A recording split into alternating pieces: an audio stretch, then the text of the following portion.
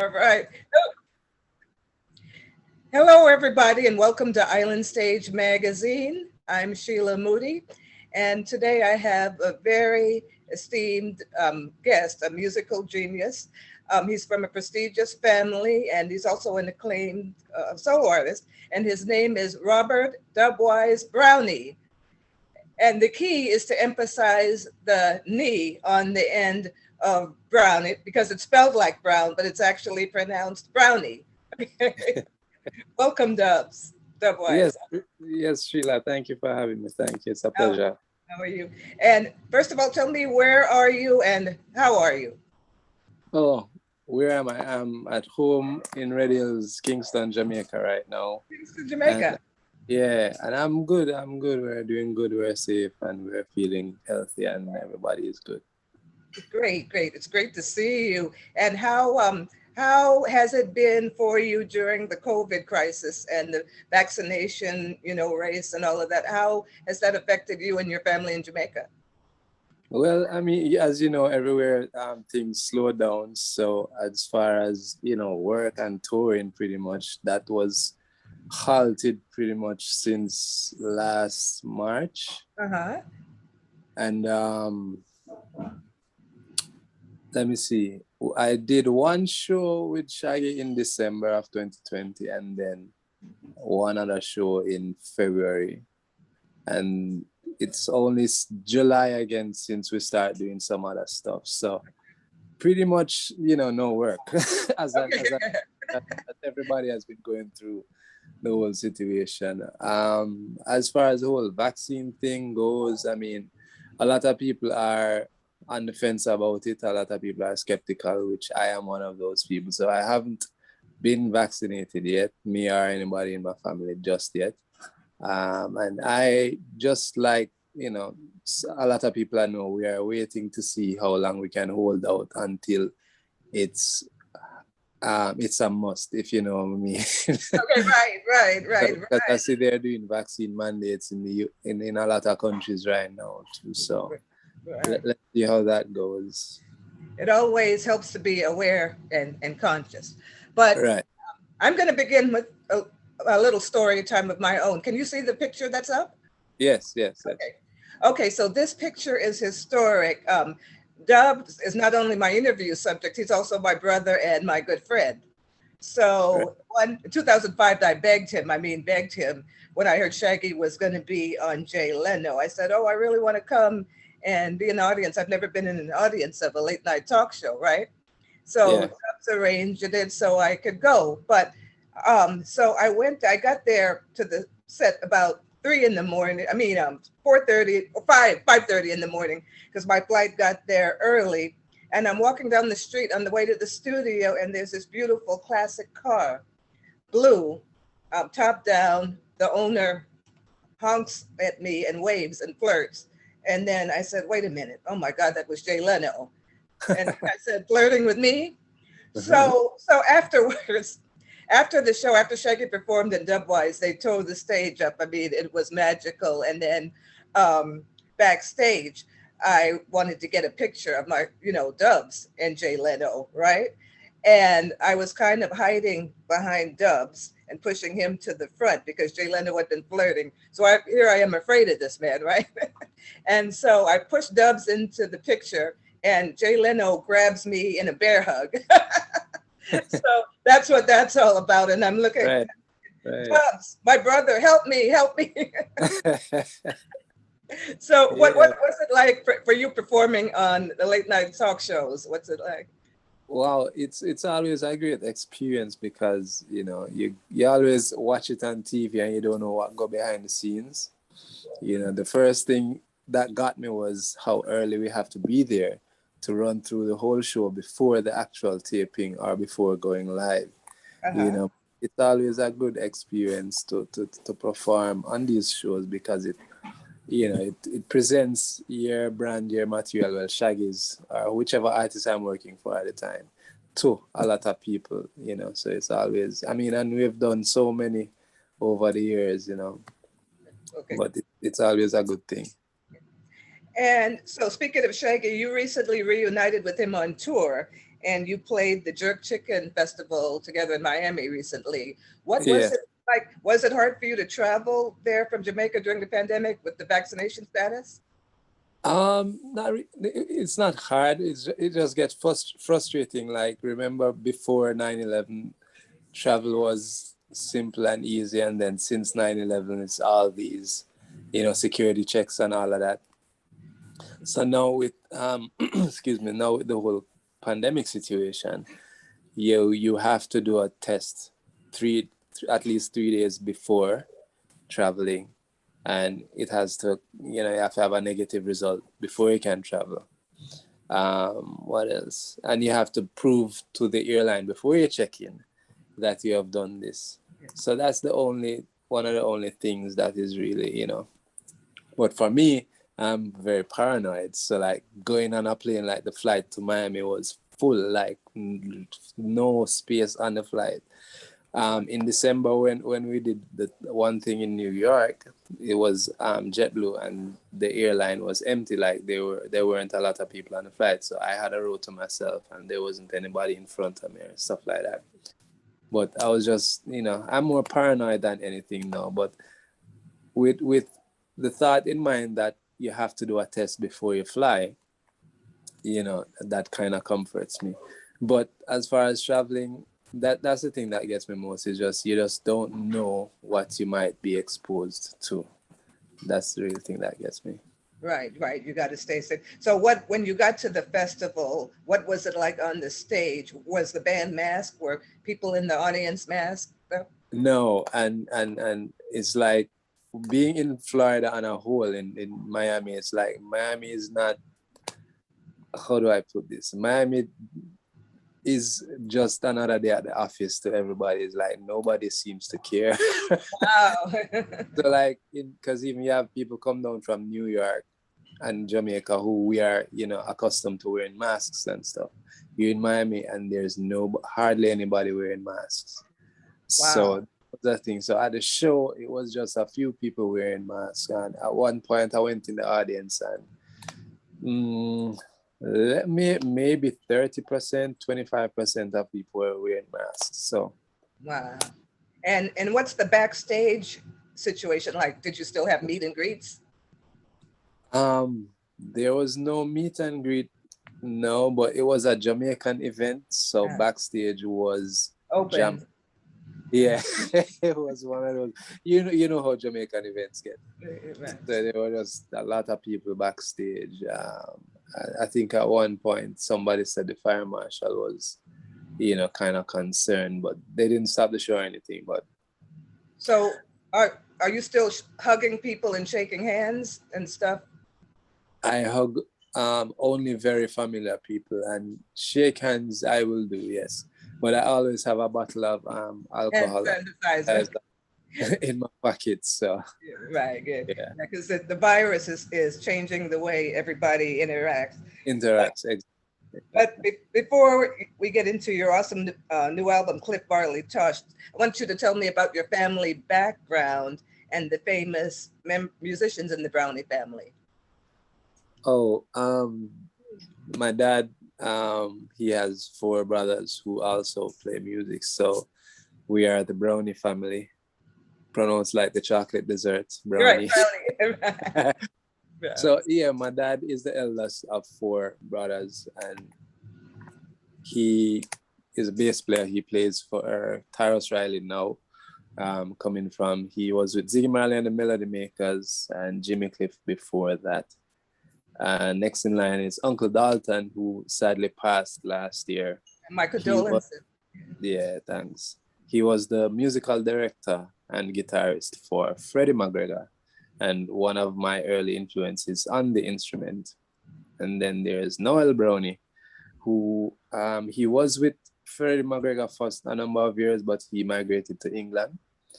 And he has been and still is a producer. So he's working in studios, I think Black Scorpion Studio or Scorpion Studios in England right now.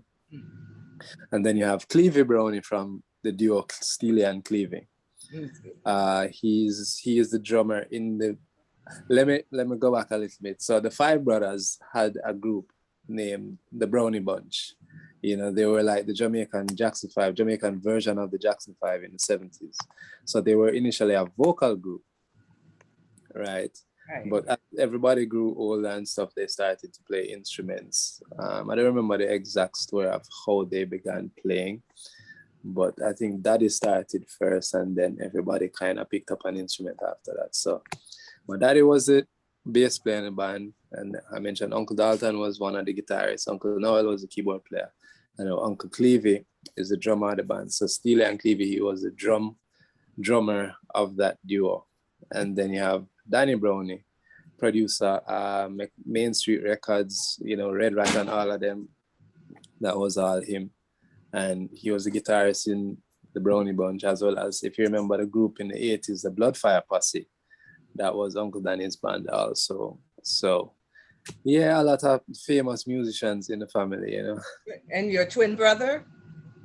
Richard, yes. Oh, can I forget? You know, usually when people ask me about the family, I think about the old nation. Right. But yeah, my brother Sham, my twin brother Richard, he's bass player, but he used to manage TOK, and he produced a lot of dancehall hits in the mid-90s as well. Yeah. And then I have a son now that's following in his dad's footsteps. Oh, exactly, because he plays bass also. So now you have 3 generations of bass players. So my dad, my brother, and now my son plays bass. wow, what a blessing, what a blessing. Yeah. And your son's name is? Salim.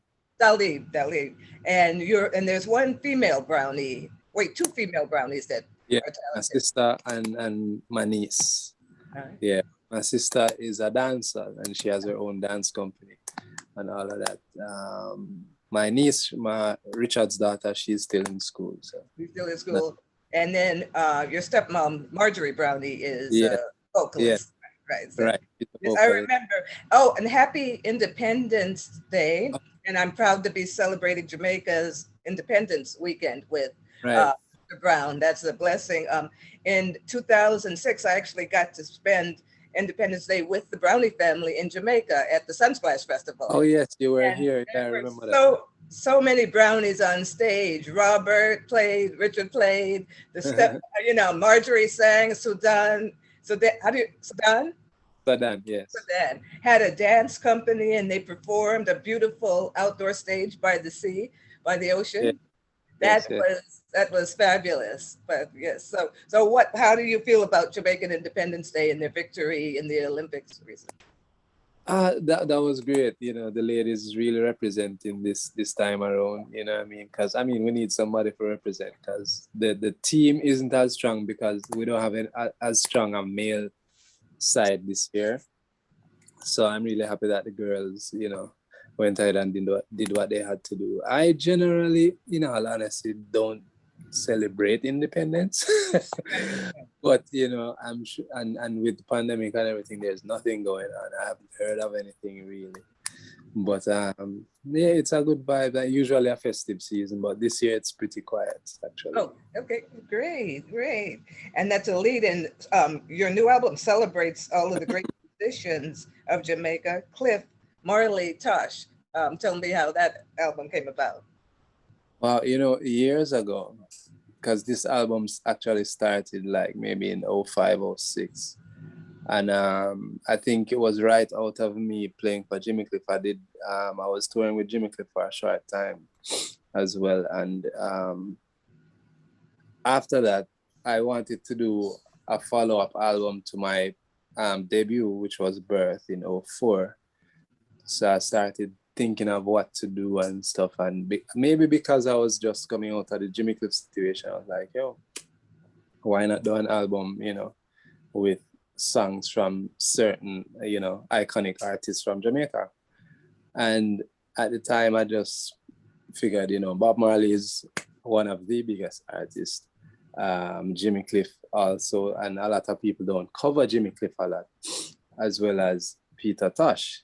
So I just figured I'll start, at the time the concept was maybe a volume 1, those 3 artists, and then maybe down the line, you know, volume 2 with different artists. But okay. So the whole thing started back then, and it just kind of got pushed away because of touring and whatever else, you know, life happens.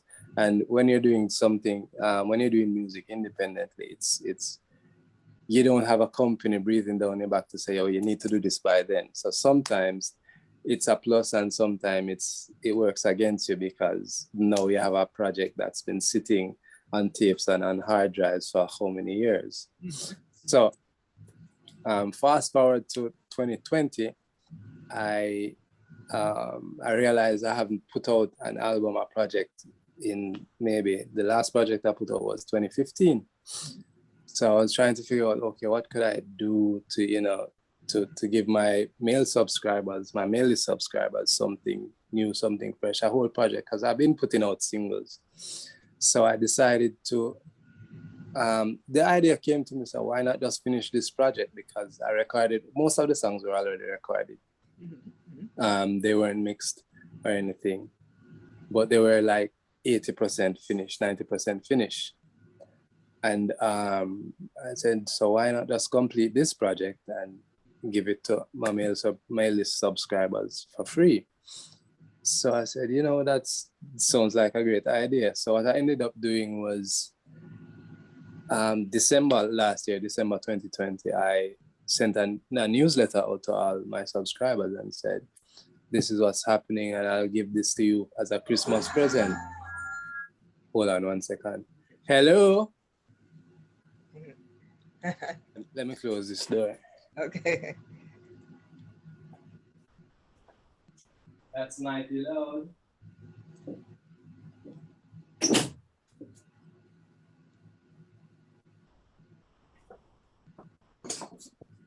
Yeah, sorry. Okay, that's okay. No, that's okay. It's a family. You're a family guy. With the household to manage. You met her. So yeah, in December, yeah, I sent out the newsletter and promising my subscribers that I'll have the project finished by Christmas. And that did two things that, you know, made me look forward to giving my subscribers something. And that also, you know, held me accountable, because once that email was sent, there was no turning back. Right. You know, so that actually gave me the motivation to finish the project. So I just started, you know, go revisiting the songs and finishing all the production on it. There were songs that were recorded that I did not use because I didn't think they were appropriate anymore for the project. So I recorded a couple new songs too. And that's pretty much it. So I finished up some of the songs that were already recorded and added a few new songs. Finished the project. I was actually a week late, so it wasn't ready for Christmas, but it was ready for New Year's Eve. For New Year's. Yes. All right. And then as soon as it was completed, I sent it all out to my mailing list. Wow, that's great. And the instrumental performances on this album is so beautiful. And would you consider this genre smooth jazz or reggae? I would say reggae. I would say, only because the majority of the songs are reggae. Yeah. Okay. And let's talk about the opening track, Bob Marley's Three Little Birds. Tell us something about that track. That's one of the new songs, actually, that wasn't recorded along with the first batch of songs. That was done because the song that originally, all right, the album was three songs from each artist. So 3 songs from Jimmy Cliff, 3 from Bob, 3 from Peter Tosh. Okay. When I listened to the 3 songs I had for Bob, I was doing rebel music, 3 o'clock roadblock, you know that one. And when I listened to the what I had for it, as a guitarist where I'm playing, I mean, the track is good and everything, but it didn't suit the color of the album, so to speak. So I said, which song could I do? Which other song could I do? And I said, a simple song like Three Little Birds. It's very easy to sing, catchy, and I said, you know what, let's try it. And then I just started making the beat and everything, and that's what you hear on the record now. I got Sherita Lewis and Christopher Smith to do the vocals, the background vocals on it. And my brother Shams Richard is playing bass on that one. Oh, okay, cool. Great, great. And what about, and talk about Jimmy Cliff's We All Are One? That's also a new one of the new ones. Which song did I take off for that one? I don't remember. Oh, Johnny, You're Too Bad. So originally I had an acoustic version of Johnny, You're Too Bad on it. And I didn't think it fit the project. So I said, what song can I do? And I was going through some Jimmy Cliff songs, and We All Are One. We used to perform it. And it's one of my favorite songs to perform because of the beat and, you know, the message that Jimmy is singing. So I decided to just try a version of it and see how it came out. And Christopher Smith actually sang on this one also. And I got my dad to play bass, and We All Are One too. So it's a family, this album too is a family affair, right? Kind of, yeah. You can't leave out the family. And let's talk about one of my favorites on the album, Johnny Be Good, by the late great Peter Tosh. Yeah, this one was one of the songs recorded from 06 or 05, whenever the project was started. It's one of my favorite Peter Tosh songs, even though we know it's not a Peter Tosh song. But it's one of my favorite songs that he did, particularly because of the guitar solo. You know? But I've always thought it was a great rendition of the song. And actually growing up, I did not know it wasn't his song until later on somebody told me, it's a Chuck Berry song. I was like, ooh, and then I listened to the original and I was like, oh, wow. So I liked how Peter Tosh, changed it, the whole genre, made it into reggae. And again, the guitar solo is always, so I just say, let me try this one. So for this track, we got, I don't know if you remember 809 band in the 80s. Yes, yeah, I remember the 809, yeah. So at the time when I was playing with Shaggy, it was the kind of the core of 809. Before I joined the band, it was Paul Castick on drums, Michael Fletcher, and Christopher Birch. Those three musicians were in 809 band. So those are the musicians on the record. So Michael Fletcher on bass, Paul Castick on drums, Christopher Birch on keyboards. And it came out beautifully. I love how each member had their own flair to the song, But after the initial recording, listening it, revisiting it every couple of years, I realized that it needed a little bit of updating kind of thing. So I put some electronic drums along with it. So some parts we hear the tonalities change. Some kind of make it more modern and more, youthful, I guess, as opposed to keeping it originally reggae only. And Sharita also sings on this one, and the horns on this, three new guys in the biz, very talented. I saw them at Edna when my son went there. I thought these guys were very talented, so I got them to play the horn section. Randy Fletcher on trombone, O'Shane Love on saxophone, and O'Keel McIntyre on trumpet. Okay. They call themselves Top Brass. Top Brass. Okay. Yeah. Okay. Oh, that's awesome. And don't mean to cut it. My brethren is on lead vocals, Errol Bonnick. Oh, what about that? Your family goes way back with him. Yeah, because when I was a teen, he was the lead singer in my band. Wow. My brother, myself, Red Rat, and his brother was in the band, and another friend from high school was on keyboards. And Errol Bonnick was our lead vocalist. So we kind of grew up together. Yes. So when I did the project, I said, his voice matches song totally. So I got him. Yeah, he's got that smooth velvet, flawless sound. And on Jimmy Cliff's Revel in Me, we actually hear Dubwise doing some blues guitar. Am I right? Yes. For real. I wanted to do that. So I think at the time in Jamaica, there's a popular talent show, so to speak, called Rising Stars. And I think around that time, one of the contestants, that was like his go-to song. So it was popular in the ear in Jamaica. Every minute you hear somebody playing that song and singing that song. And I figured, it's a nice song. How can I make it different? Yeah. So I thought it was a popular Jimmy Cliff song, that people are very familiar with. So how can I do it but not do it the same way? So I said, why not try a blues version? And I love Wayne's voice, Wayne Harmon. I love his singing voice and his, how he approaches stuff. And I said, why not? And he plays guitar also, so why not let him play on the record and sing the record as well? Okay, that's good.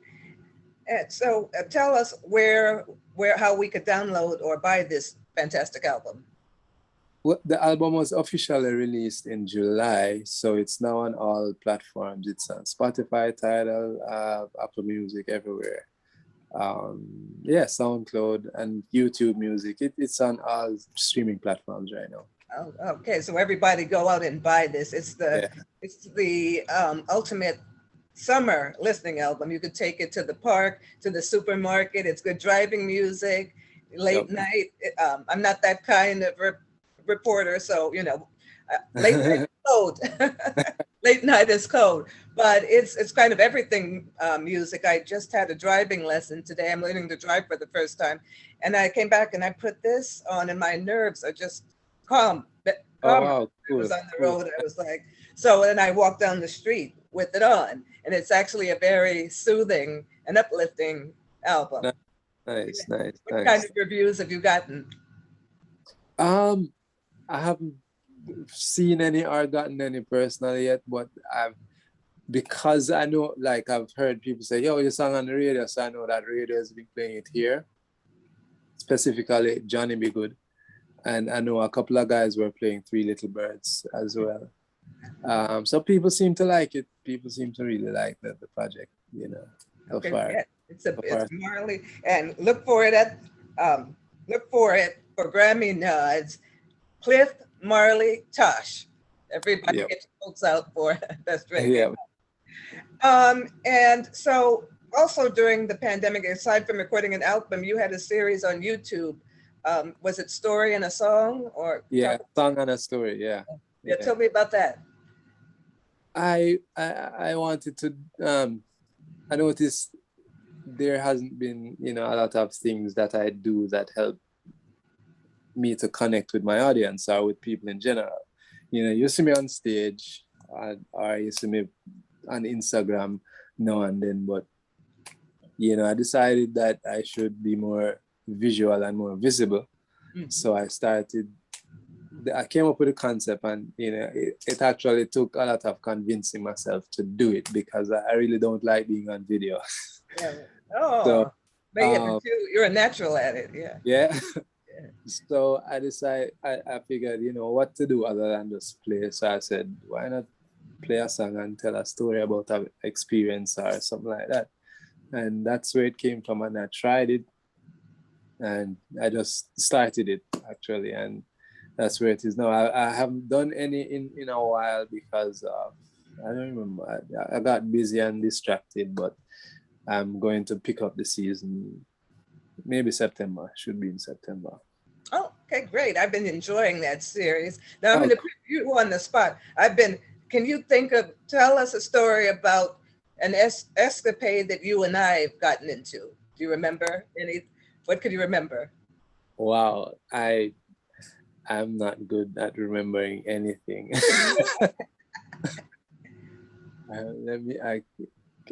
San Francisco, LA, Jamaica. Jamaica. I mean, I can remember bits and pieces of us being together. Like I remember we were at a club. Remember when what's his name was singing with Shaggy, Jimmy Cozier.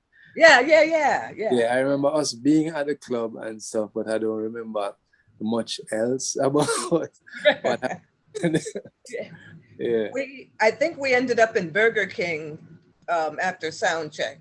Jimmy Cozier. Oh, wow. That sounds like the club across the street that's been closed now due to COVID. I'll think of the name soon. But yeah, you do have a good memory. Jimmy Cozier was filling in for the guy that sings with Shaggy on It Wasn't Me, right? Yeah, right. We crack, yeah. Right. Okay. That was in a club. Oh, wow. That's a good memory. Wow. Right on. Right. Because you must meet so many people on the Yes, out yes, on the road. yes. Right. And we go so many places, so sometimes it's really hard to really pinpoint what happened and where. But like I remember stuff like because you were there, bits and pieces will come back to me. Oh, that Yeah. that is awesome. And tell us about some of the other projects that you've been working on, along with working on a hot new album. Oh, wow. You know, I'm so ashamed to say I've been working on a project dedicated to my mom since 28. Oh, oh, You know, because she passed in 2016, and I've been working on a project, but because one of the things that helped to hold it back was I've been trying to contact certain artists to do collabs. And what this particular artist said, okay, yes, he's gonna do it. So I've been waiting. And then 2 years later, it's like, you know, I don't really like the tracks. I'm not feeling it. So that was like really after 2 years, come on.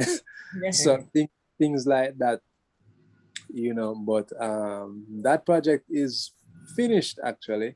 All the songs are mixed. So that's going to be the next release.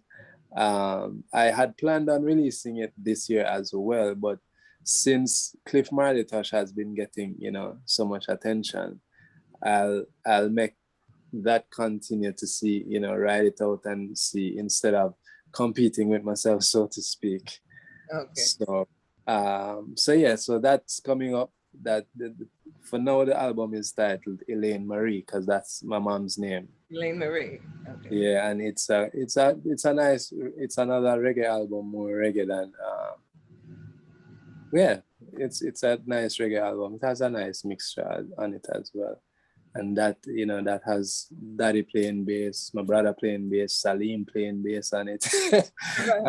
A family affair, you know. And Southern actually sings.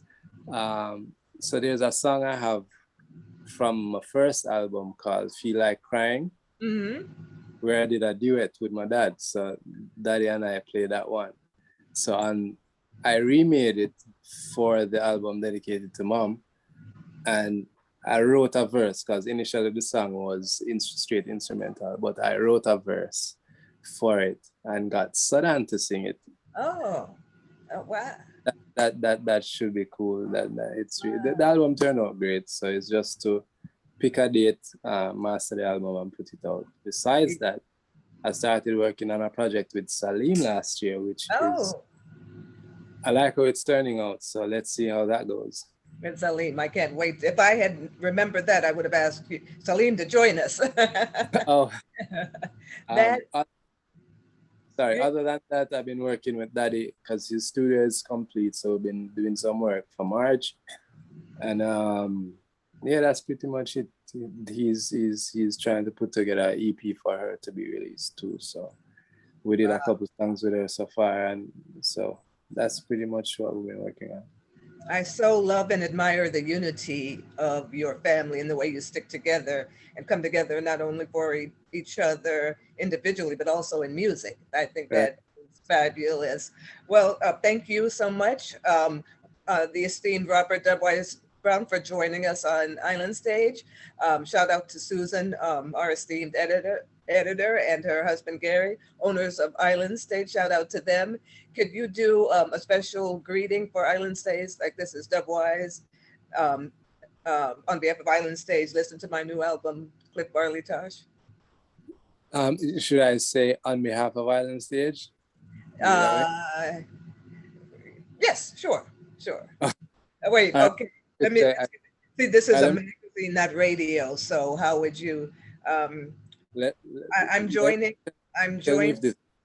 Robert Dubwise Browne, and I'm joining Island Stage magazine this afternoon, or something like that, or whatever you. Okay, let me try, and you tell me what works. Okay. Man, my brain goes blank right now. All right. This is Robert Dubwise Browne, and I'm representing for Island Stage magazine. What I must say after that? Something about the new album. Oh, right. New album. Okay, this is Robert Dubwise Browne, and I'm representing for Island Stage Magazine. Check out the new album, Cliff, Marley Tosh, now available on all platforms. All right, Robert Dubwise Browne, thank you for spending the afternoon Independence Day weekend with us, and we wish you much success with your new album and your projects. And we will see you soon, possibly, preferably live in concert, either Yes. by yourself or with Shaky, Mr. Level Yes. Up. Yeah. All right, thank you, Robert. See you Thanks, soon. Shelah. Bye-bye.